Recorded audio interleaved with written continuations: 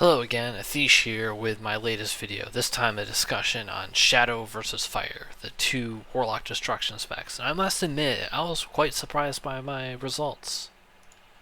So first off, we have Shadow, kind of the default Warlock spec, with a very simple rotation. You apply Curse and then Shadow Bolt, and for AoE you just spam Seed of Corruption. The reason why this spec works is because of numerous synergistic buffs that all provide stacking damage increases. The main thing that you need to know, because all of these you can read in the presentation I've linked below, is that Shadow Bolt has a 2.5 second cast time when talented, it deals 575 base damage, and it has a 105.71% spell power ratio. What this all means is that it will have around 903 DPS with 800 spell power. Fire, the alternate Warlock spec, it has a slightly more involved rotation in which you apply Immolate, spam Incinerate, and then refresh Immolate. In a similar vein, it also has percent damage increases. The main thing you need to know is that Immolate is a 2.25 second cast that has 599 base damage and a 53% increased stacking damage, synergistic altogether buffs. With 800 spell power, you can expect around 904 DPS. This is the chart. Sorry for blinding you.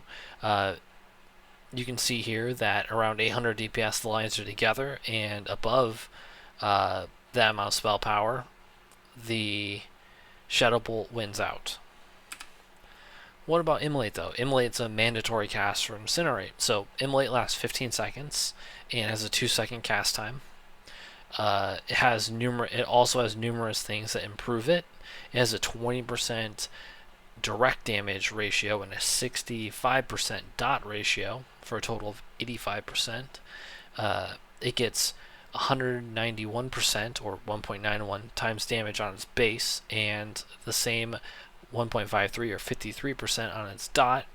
With 800 spell power, you will get around 2,577 a cast, with 940 of that being base damage and 1,700 of that being dot damage, for around 157.4 DPS, assuming that you are just doing one cast, so 2-second cast, 15-second duration.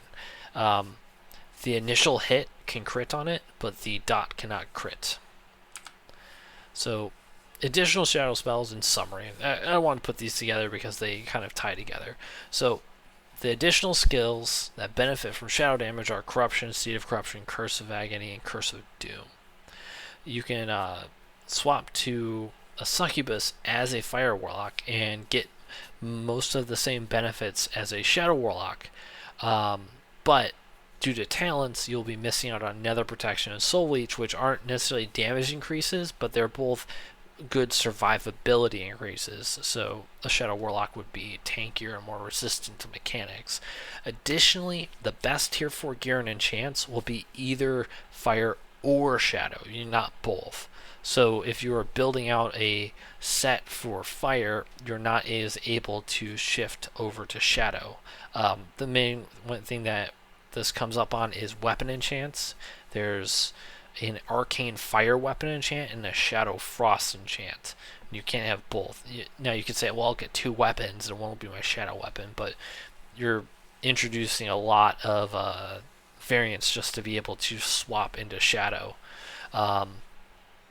When actually casting, for the most part, Fire and Shadow are near identical DPS, but Shadow will have slightly higher gear scaling and not require Mage, because if you notice in the previous slides, the Fire requires a Mage to do improved Scorch.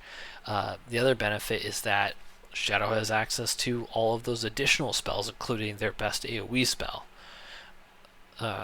Early on, Fire might actually be slightly better. It does have a higher base damage, and that can make the difference. Higher base damage, shorter cast time. But that will eventually turn against it because you are tied to Immolate, and the bulk of Immolate's damage is a dot which cannot crit. So as your crit goes up, Shadow Bolt's damage all crits, and that will be a benefit to Shadow Bolt eventually. The last thing to consider is that Shadow Warlocks benefit each other. They apply improved Shadow Bolt for all of the Warlocks. The more Shadow Warlocks you have, the more they will all be ensuring that they have high uptime on improved Shadow Bolt. That isn't the case for a Fire Warlock. There's no thing that you apply that improves other people. You're just reliant on them.